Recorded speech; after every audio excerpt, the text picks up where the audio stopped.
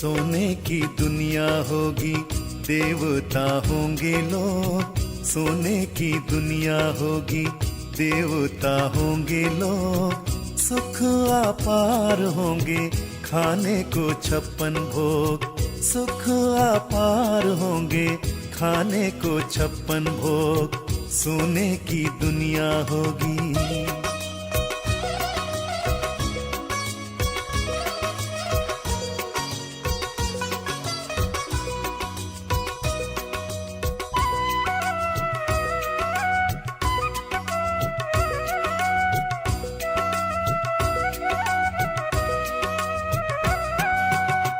राधे कृष्ण के संग सभी करेंगे रास। झिलमिल महलों में देवता करे निवास।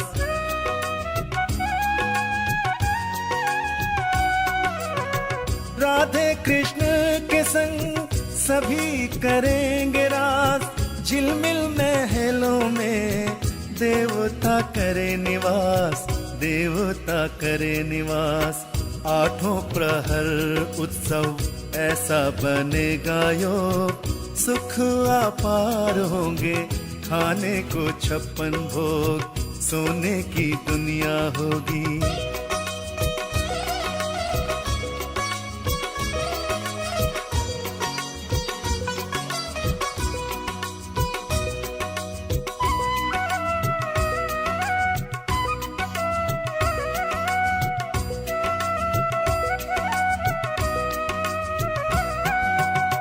स्वर्ग में होगी सदा सुंदर बहार। पशु पक्षी भी मिलकर बांटेंगे ऐसा प्यार।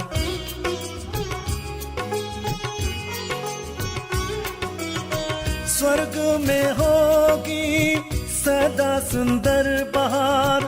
पशु पक्षी भी मिलकर बांटेंगे ऐसा प्यार। बांटेंगे ऐसा प्यार।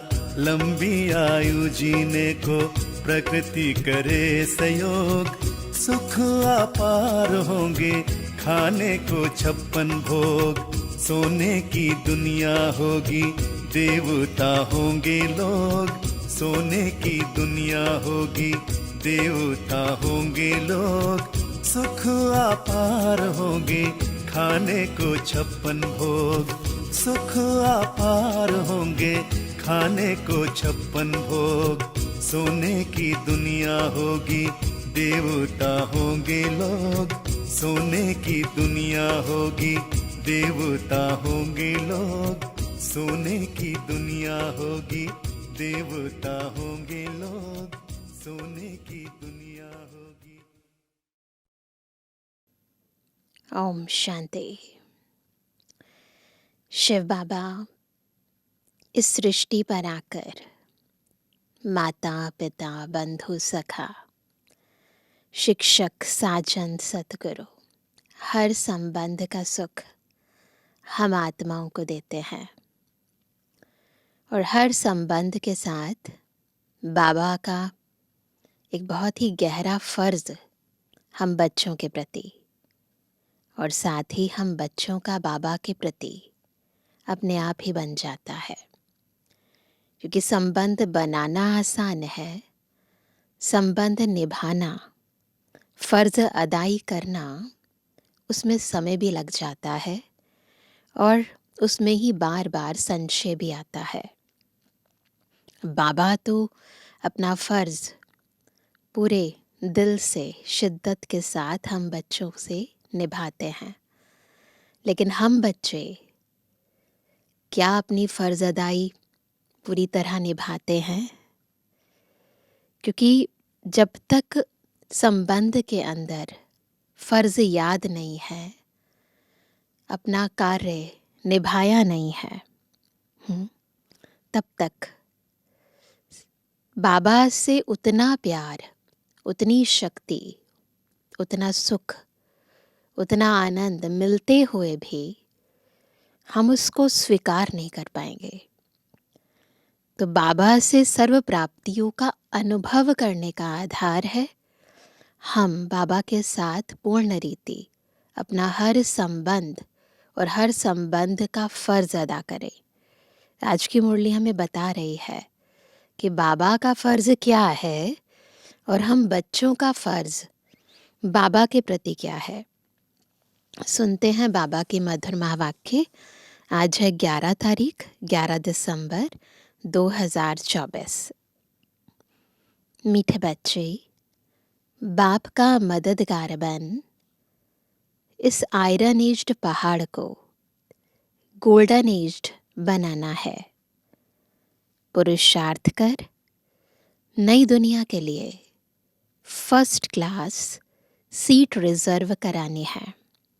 नई दुनिया में जाना है, जाने के लिए जो रास्ता है उसे तय करने के लिए कौन सी सीट चाहिए? फर्स्ट क्लास सीट चाहिए ना। तो अगर वो रिजर्व करानी है तो उसके लिए बाबा को पूरी रीति तन मन धन से मदद करनी है। प्रश्न है, बाप की फर्ज अदाई क्या है? कौन सा फर्ज पूरा करने के लिए संगम पर बाप को आना पड़ता है?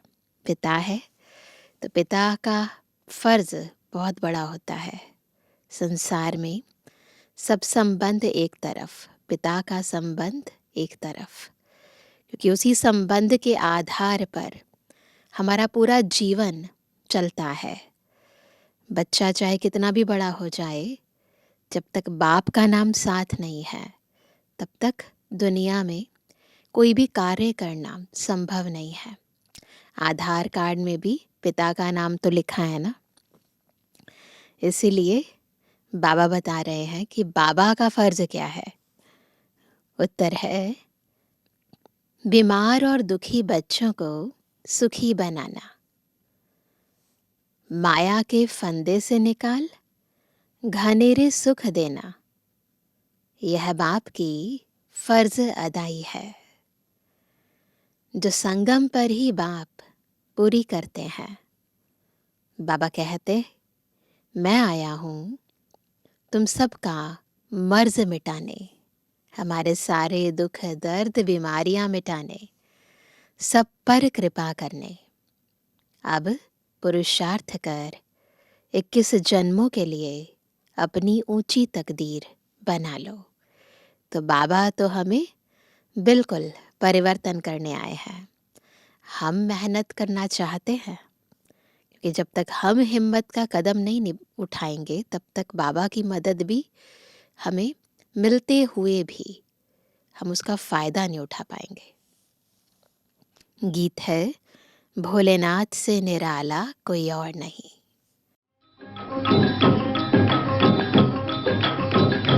भोलेनाथ से निराला, गौरीनाथ से निराला कोई और नहीं। ओ भोलेनाथ से निराला, गौरीनाथ से निराला कोई और नहीं। ऐसा बिगड़ी बनाने वाला कोई और नहीं। भोलेनाथ से निराला, गौरीनाथ से निराला कोई। ओम शांति। भोलानाथ शिव भगवानुवाच।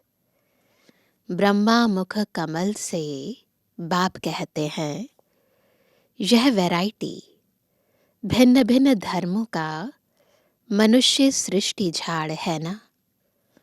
इस कल्प वृक्ष अथवा सृष्टि के आदि मध्य अंत का राज बच्चों को समझा रहा हूँ। गीत में भी इनकी महिमा है। गीत है ना, भोलेनाथ से निराला कोई और नहीं। शिव बाबा का जन्म यहाँ है। बाप कहते हैं, मैं आया हूँ भारत में। मनुष्य यह नहीं जानते कि शिव बाबा कब पधारे थे, क्योंकि गीता में श्री कृष्ण का नाम डाल दिया है। द्वापर की तो बात ही नहीं। बाप समझाते हैं, बच्चे 5000 वर्ष पहले भी मैंने आकर के यह ज्ञान दिया था। इस झाड़ से सभी को मालूम पड़ जाता है। झाड़ को अच्छी रीति देखो, सब बुद्धि के सामने झाड़ का चित्र लेकर आएंगे। सतयुग में बरोबर देवी देवताओं का राज्य था। त्रेता में राम सीता का है। बाबा आदि मध्य अंत का राज बतलाते हैं। बच्चे पूछते हैं, बाबा हम माया के फंदे में कब फंसे? बाबा कहते हैं, द्वापर से। नंबरवार फिर दूसरे धर्म आते हैं, तो हिसाब लगाने से समझ जाते हैं। क्या समझ सकते हैं? कि इस दुनिया में हम फिर से कब आएंगे? शिव बाबा कहते हैं, मैं 5000 वर्ष बाद आया हूं संगम पर अपना फर्ज निभाने। सभी जो भी मनुष्य मात्र हैं, सभी दुखी हैं, उनमें भी खास भारतवासी, क्योंकि भारतवासी सबसे सुखी थे। अब उस सुख के कंट्रास्ट में इस समय का दुख बहुत जास्ती लगता है। ड्रामा अनुसार भारत को ही मैं सुखी बनाता हूँ। बाप का फर्ज होता है बच्चे बीमार पड़े तो उनकी दवा दरमल करना। यह है बहुत कड़ी बीमारी, तो बाबा देह की बीमारी की बात नहीं करते, आत्मा की बीमारी की बात करते हैं। तो आत्मा को बहुत कड़ी बीमारी और बहुत पुरानी बीमारी लगी हुई है। सभी बीमारियों का मूल ये 5 विकार हैं। बच्चे पूछते हैं, यह कब से शुरू हुए? तो कब से शुरू हुए? द्वापर से। रावण की बात समझानी है। रावण को कोई देखा नहीं जाता, बुद्धि से समझा जाता है। ये जो 5 विकार हैं, समझने की बात है, कोई देखने की बात नहीं है।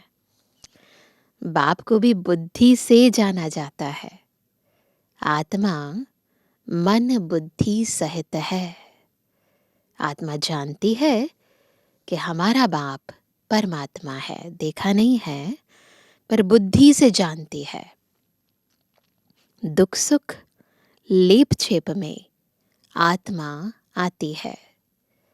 जब शरीर है तो आत्मा को दुख होता है। ऐसे नहीं कहते कि मुझ परमात्मा को दुखी मत करो। जब कहते हैं ना आत्मा ही परमात्मा, तो जब दुख होता है तो खुद को परमात्मा नहीं समझते हैं। बाप भी समझाते हैं कि मेरा भी पार्ट है। कल्प कल्प संगम पर आकर मैं पार्ट बजाता हूँ। जिन बच्चों को मैंने सुख में भेजा था वह दुखी बन पड़े हैं, इसलिए फिर ड्रामा अनुसार मुझे आना पड़ता है। बाकी कच्छ मच्छ अवतार यह बातें हैं नहीं। ऐसा नहीं है जो कहानियों में बताया है, कछुए का अवतार लिया, मगरमच्छ का अवतार लिया, वो नहीं है। कहते हैं परशुराम ने कुल्हाड़ा ले क्षत्रियों को मारा। तो परशुराम अवतार भी एक बताते हैं शिव का। तो बाबा कहते हैं कि ऐसा बताते हैं कि परशुराम अवतार लिया और कुल्हाड़ा लेकर क्षत्रियों को मारा। ये सब है दंत कथाएं। अब भगवान कोई किसी को थोड़ी ना मारेंगे। अब ईश्वर भगवान ही हिंसा करेंगे तो मनुष्य फिर वो क्या करेंगे? तो अब बाप समझाते हैं, मुझे याद करो। यह है जगदम्बा और जगत पिता। मदर और फादर कंट्री कहते हैं ना। भारतवासी याद भी करते हैं। कैसे याद करते हुए क्या बोलते हैं? तुम मात पिता हम बालक तेरे, तुमरी कृपा से सुख घनेरे। तुम्हारी कृपा से सुख घनेरे तो बरोबर मिल रहे हैं। तो इस समय बाबा कृपा हम बच्चों पर कर रहे हैं और हमें सुख घनेरे दे रहे हैं। फिर जो जितना पुरुषार्थ करेंगे सुख नंबरवार मिलता है, पुरुषार्थ अनुसार। जैसे बायोस्कोप में जाते हैं, फर्स्ट क्लास का रिजर्वेशन कराते हैं ना, मूवी देखने जाते हैं थिएटर में, तो कौन सी आपको टिकट लेनी है उसकी कैटेगरीज होती है ना। बाप भी कहते हैं चाहे सूर्यवंशी चाहे चंद्रवंशी की सीट रिजर्व कराओ, जितना जो पुरुषार्थ करे उतना पद पा सकते हैं। तो सब मर्ज मिटाने बाप आए हैं। रावण ने सबको बहुत दुख दिया है। कोई भी मनुष्य मनुष्य की गति सदगति कर ना सके। यह है ही कलयुग का अंत। गुरु लोग शरीर छोड़ते हैं, फिर यहाँ ही पुनर्जन्म लेते हैं, तो फिर वह औरों की क्या सदगति करेंगे। गुरुओं के पास जाते हैं, क्यों गुरु करते हैं? गति सदगति के लिए। अब वो गुरु ही पुनर्जन्म अगर यहीं इसी दुनिया में लेते हैं, तो वो दूसरे की सदगति कैसे करेंगे? क्या इतने सभी अनेक गुरु मिलकर पतित सृष्टि को पावन बनाएंगे? गोवर्धन पर्वत कहते हैं ना, यह माताएं इस आयरन एज्ड पहाड़ को गोल्डन एज्ड बनाती हैं। तो बाबा के टाइम तो मैक्सिमम बहनें और माताएं ही आती थी। तो मैंने कहा कि ये माताएं, वो जो दिखाते हैं गोवर्धन पर्वत को उठाया, तो इतना बड़ा कार्य कैसे करते हैं? तो वो प्रैक्टिकली किसी पहाड़ को उठाया नहीं है, परंतु ये एक सबसे कठिन कार्य है, इस दुनिया को बदलना। ये कार्य बहनें माताएं करती हैं। गोवर्धन की फिर पूजा भी करते हैं, है ना। गोवर्धन पूजा त्योहार भी मनाते हैं ना, वह है तत्व पूजा। सन्यासी भी ब्रह्म अथवा तत्व को याद करते हैं, समझते हैं वही परमात्मा है, ब्रह्म भगवान है। बाप कहते हैं यह तो भ्रम है। ब्रह्म महातत्व की बात नहीं है। बाबा कहते हैं ये तो भ्रम है। ब्रह्मांड में तो आत्माएं अंडे मिसल रहती हैं। निराकारी झाड़ भी दिखाया गया है।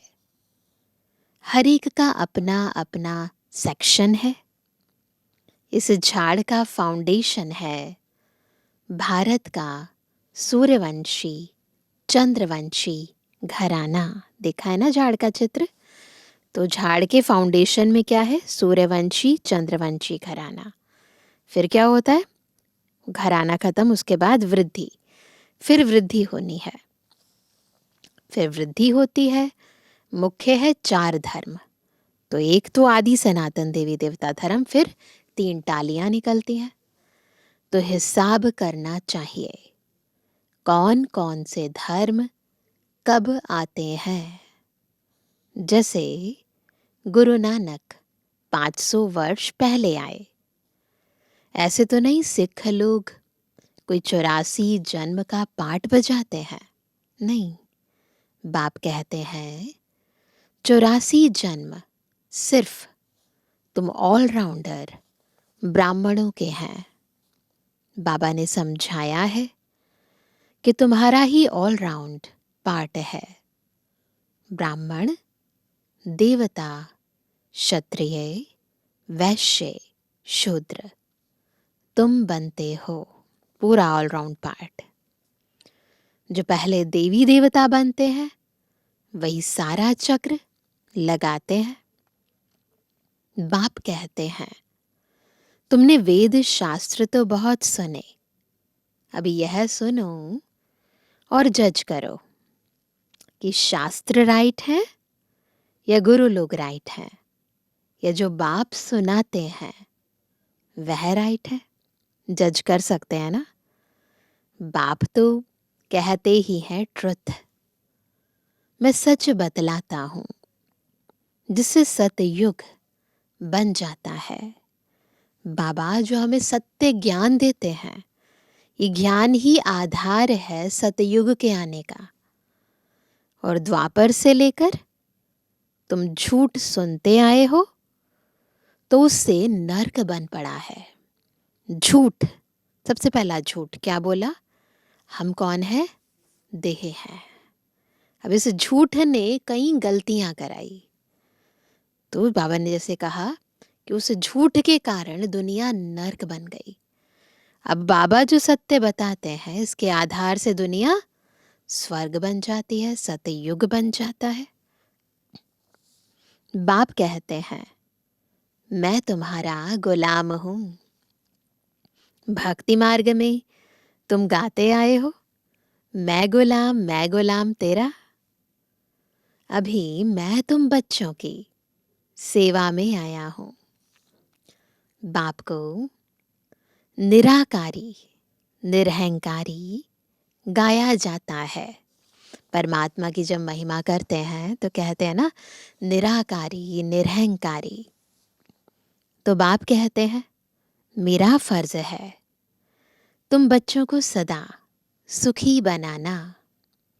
गीत में भी है अगम निगम का भेद खोले। बाकी डमरू आदि बजाने की कोई बात नहीं है। कहते ना, शिव बाबा का डमरू डम डम बोले, अगम निगम के भेद खोले। तो कहते ऐसा कोई डमरू नहीं है जो बजाता हूं मैं। यह तो आदि मध्य अंत का सारा समाचार सुनाते हैं। बाबा कहते हैं तुम सभी बच्चे एक्टर्स हो। मैं इस समय करन करावनहार हूं। मैं इनसे यानी ब्रह्मा से स्थापना करवाता हूं। तो बाबा है करन करावनहार, जो ब्रह्मा बाबा के द्वारा स्थापना कराते हैं नई दुनिया की। बाकी गीता में जो कुछ लिखा हुआ है वह तो है नहीं। अभी तो प्रैक्टिकल बात है ना। बच्चों को यह सहज ज्ञान और सहज योग सिखलाता हूं, योग लगवाता हूं। कहा है ना, योग लगवाने वाले झोली भरने वाले मर्ज मिटाने वाले। तो ये सारा बाबा ने जो गीत है उसकी लाइंस को पकड़ा है। गीता का भी पूरा अर्थ समझाते हैं। योग सिखलाता हूं और सिखलवाता भी हूं। खुद भी सिखाते हैं और हम बच्चों को सिखाकर फिर औरों को भी सिखलवाते हैं। बच्चे योग सीखकर फिर औरों को सिखलाते हैं ना। कहते हैं योग से हमारी ज्योत जगाने वाले। ऐसे गीत भी कोई घर में बैठकर सुने तो सारा ही ज्ञान बुद्धि में चक्र लगाएगा। बाप की याद से वर्षे का भी नशा चढ़ेगा। सिर्फ परमात्मा व भगवान कहने से मुख मीठा नहीं होता। बाबा माना ही वर्षा। तो जब तक वर्षे का अनुभव नहीं है तब तक सच में बाबा हमारे जीवन में है उस चीज का मजा ही नहीं है। तो पिता का मतलब है वर्षा, प्राप्ति। अब तुम बच्चे बाबा से आदि मध्य अंत का ज्ञान सुनकर फिर औरों को सुनाते हो। इसे ही शंख ध्वनि कहा जाता है। तुमको कोई पुस्तक आदि हाथ में नहीं है। बच्चों को सिर्फ धारणा करनी होती है। बुद्धि में बाबा का ज्ञान धारण करना होता है। कोई पुस्तक आदि नहीं लेकर जाना या पढ़ना। तुम हो सच्चे रूहानी ब्राह्मण, रूहानी बाप के बच्चे। सच्ची गीता से भारत स्वर्ग बनता है। वह तो सिर्फ कथाएं बैठ बनाई हैं। तुम सब पार्वतियां हो। तुमको यह अमर कथा सुना रहा हूं। वो जो कहानियों में बताया है वैसा नहीं है कि अमरनाथ गुफा के अंदर बाबा ने, शिव बाबा ने पार्वती को कथा सुनाई। नहीं, इस समय हम आत्माएं अमरनाथ शिव बाबा से ये अमर कथा सुन रही हैं।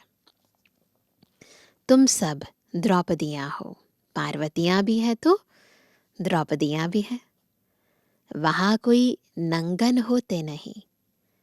कहते हैं तब बच्चे कैसे पैदा होंगे? अरे हैं ही निर्विकारी, तो विकार की बात कैसे हो सकती? तुम समझ नहीं सकेंगे कि योग बल से बच्चे कैसे पैदा होंगे। तुम आर्ग्यू करेंगे, परंतु यह तो शास्त्रों की बातें है ना। शास्त्रों में भी लिखा है योग बल से संतान उत्पत्ति। वह है ही संपूर्ण निर्विकारी दुनिया। यह है विकारी दुनिया। मैं जानता हूं ड्रामा अनुसार माया फिर तुमको दुखी करेगी। मैं कल्प कल्प अपना फर्ज पालन करने आता हूं। जानते हैं कल्प पहले वाले सिकी लदे ही आकर अपना वर्षा लेंगे। आसार भी दिखाते हैं। यह वही महाभारत लड़ाई है। वही सारी घटनाएं घट रही हैं जो शास्त्रों में विदित है महाभारत काल में हुई थी। तुम्हें फिर से देवी देवता अथवा स्वर्ग का मालिक बनने का पुरुषार्थ करना है। इसमें स्थूल लड़ाई की कोई बात नहीं है। ना असुरों व देवताओं की लड़ाई ही हुई है। वहां तो माया ही नहीं जो लड़ाए। सतयुग में माया ही नहीं है। माया है तो लड़ाई है, माया ही नहीं तो लड़ाई क्यों होगी? आधा कल्प न कोई लड़ाई, न कोई भी बीमारी, न दुख अशांति। अरे वहां तो सदैव सुख बाहर ही बाहर रहती है। हॉस्पिटल होती नहीं। बाकी स्कूल में पढ़ना तो होता ही है। अब तुम हर एक यहां से वर्षा ले जाते हो। मनुष्य पढ़ाई से अपने पैर पर खड़े हो जाते हैं। इस पर कहानी भी है। कोई ने पूछा तुम किसका खाते हो? तो कहा हम अपनी तकदीर का खाती हूं। वह होती है हद की तकदीर। अभी तुम अपनी बेहद की तकदीर बनाते हो। तुम ऐसी तकदीर बनाते हो जो 21 जन्म फिर अपना ही राज्य भाग्य भोगते हो। यह है बेहद के सुख का वर्षा। राज्य भी मिलता है और भाग्य भी मिलता है 21 जन्मों के लिए। तो बाबा ने कहा यह है बेहद के सुख का वर्षा। अब तुम बच्चे कंट्रास्ट को अच्छी रीति जानते हो। भारत कितना सुखी था, अब क्या हाल है? जिन्होंने कल्प पहले राज्य भाग्य लिया होगा वही अब लेंगे। ऐसे भी नहीं कि जो ड्रामा में होगा वो मिलेगा। फिर तो भूख मर जाएंगे अगर ऐसे सोचेंगे ना कि जो होगा ड्रामा में देखा जाएगा। नहीं, पुरुषार्थ करना पड़ता है हर चीज के लिए ना।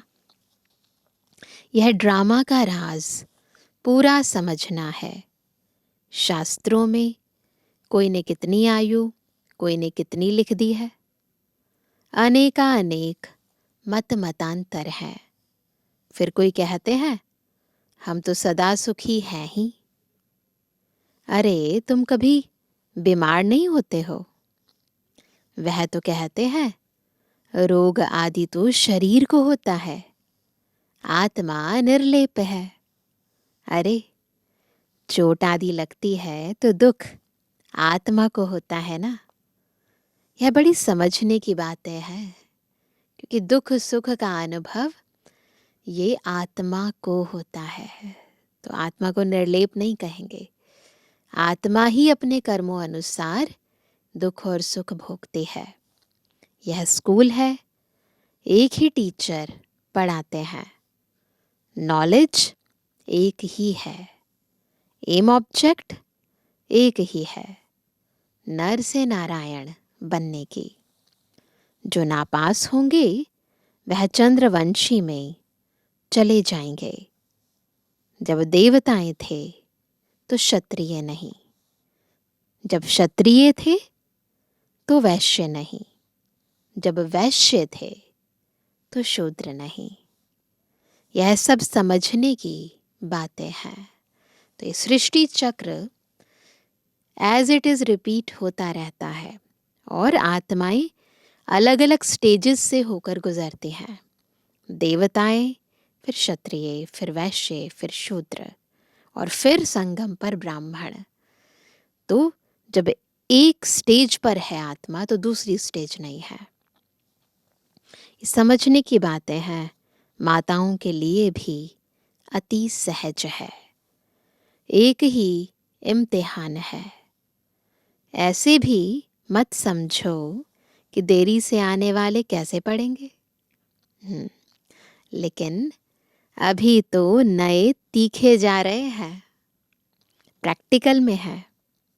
बाकी माया रावण का कोई रूप नहीं। कहेंगे इनमें काम का भूत है। बाकी रावण का कोई बुत व शरीर तो है नहीं। ये तो अंतर आत्मा में विकारों की प्रवेशता हुई पड़ी है, जिसे देख नहीं सकते, पर कर्मों से, दृष्टि से, वृत्ति से, वाइब्रेशन से अनुभव करते हैं। अच्छा, सभी बातों का सैक्रीन है क्या? मन मना भव। बाबा हमें सारा विस्तार समझाते हैं, झाड़ का, ड्रामा का, आदि मध्यांत का, परंतु फिर सब बातों की सैक्रीन क्या है? एक ही बात, मन मना भव। मन बुद्धि से बाबा को याद करना है। कहते हैं मुझे याद करो तो इस योग अग्नि से विकर्म विनाश होंगे। बाप गाइड बनकर आते हैं। बाबा कहते, बच्चे मैं तो सम्मुख तुम बच्चों को पढ़ा रहा हूं। कल्प कल्प अपनी फर्ज अदाई पालन करता हूं। पारलौकिक बाप कहते हैं, मैं अपना फर्ज बजाने आया हूं। तुम बच्चों की मदद से। मदद देंगे तब तो तुम भी पद पाएंगे। मैं कितना बड़ा बाप हूं, कितना बड़ा यज्ञ रचा है। ब्रह्मा की मुखवंशावली। तुम सभी ब्राह्मण ब्राह्मणियां भाई बहन हो। जब भाई बहन बने तो स्त्री पुरुष की दृष्टि बदल जाए। बाप कहते हैं इस ब्राह्मण कुल को कलंकित नहीं करना। पवित्र रहने की युक्तियां हैं। मनुष्य कहते हैं यह कैसे होगा ना, कईयों को बहुत डाउट होता है इसी बात पर। ऐसे हो नहीं सकता, इकट्ठे रहें और आग ना लगे। बाबा कहते हैं बीच में ज्ञान तलवार होने से कभी आग लग नहीं सकती, है ना। सबसे पहले ये ज्ञान जो बाबा हमें देते हैं कि हम आत्माएं हैं, आत्मा रूप से भाई भाई हैं, एक पिता की संतान है। ये ज्ञान तलवार यदि बीच में है, यदि बुद्धि में है, तो वह कहते कभी आग नहीं लग सकती। परंतु जबकि दोनों मनमना भव रहे, शिव बाबा को याद करते रहे, अपने को ब्राह्मण समझें। मनुष्य तो इन बातों को नहीं समझने कारण हंगामा मचाते हैं। यह गालियां भी खानी पड़ती हैं। श्री कृष्ण को थोड़ी कोई गाली दे सकते।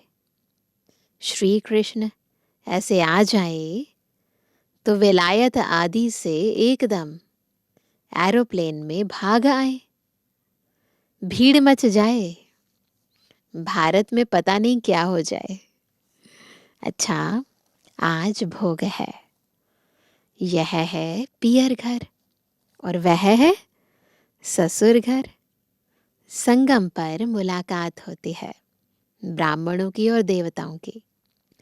कोई कोई इनको जादू समझते हैं, ट्रांस में जाना, क्योंकि बाबा के टाइम पर तो लगभग सभी सेंटर्स पर एक ना एक संदेशी ज़रूर होती थी। तो वो ट्रांस मैसेंजर्स भोग लेकर जाते थे। तो कई लोग इसको जादू समझते थे। बाबा ने समझाया है कि यह साक्षात्कार क्या है, भक्ति मार्ग में कैसे साक्षात्कार होते हैं, इनमें संशय बुद्धि नहीं होना है। यह रस्म रिवाज है। शिव बाबा का भंडारा है तो उनको याद कर भोग लगाना चाहिए। योग में रहना तो अच्छा ही है, बाबा की याद रहेगी। अच्छा, मीठे मीठे स्वर से एबल आज्ञाकारी बच्चों पर माता पिता बाप दादा का याद तारा। Good morning. रूहानी बच्चों की रूहानी बाप दादा को गुड मॉर्निंग, नमस्ते नमस्ते नमस्ते। धारणा के लिए मुख्य सार। पहला, स्वयं को ब्रह्मा मुख वंशावली समझकर पक्का पवित्र ब्राह्मण बनना है। कभी अपने इस ब्राह्मण कुल को कलंकित नहीं करना है। दूसरा, बाप समान निराकारी निरहंकारी बन अपनी फर्ज अदाई पूरी करनी है। रूहानी सेवा पर तत्पर रहना है। वरदान है, स्नेह की शक्ति से माया की शक्ति को समाप्त करने वाले संपूर्ण ज्ञानी भव। संपूर्ण ज्ञानी कैसे बनेंगे? जब आंतरिक स्नेह की शक्ति से माया की शक्ति को समाप्त कर देंगे। स्नेह में समाना ही संपूर्ण ज्ञान है। स्नेह ब्राह्मण जन्म का वरदान है।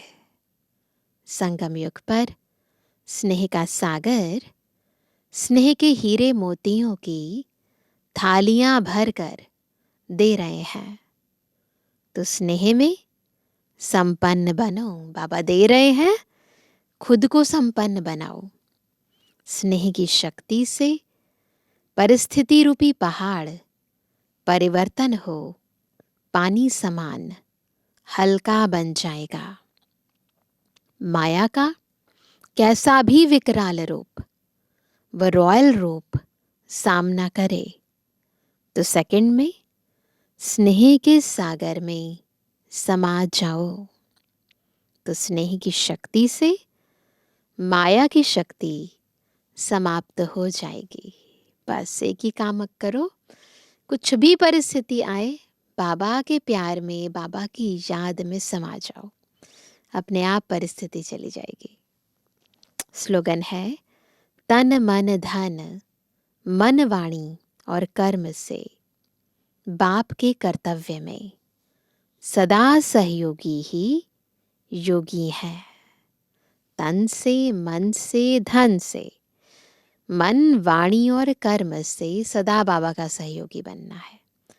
तो जो सहयोगी है वही योगी है। अभी सुनते हैं बाबा के अव्यक्त इशारे। आज का अव्यक्त इशारा है, जो सेवा असंतुष्ट बनाए वो सेवा सेवा नहीं है। सेवा का अर्थ ही है मेवा देने वाली सेवा। अगर सेवा में असंतुष्टता है तो सेवा छोड़ दो, लेकिन संतुष्टता नहीं छोड़ो। सदा हद की चाहना से परे संपन्न रहो तो समान बन जाएंगे। अच्छा, ओम शांति।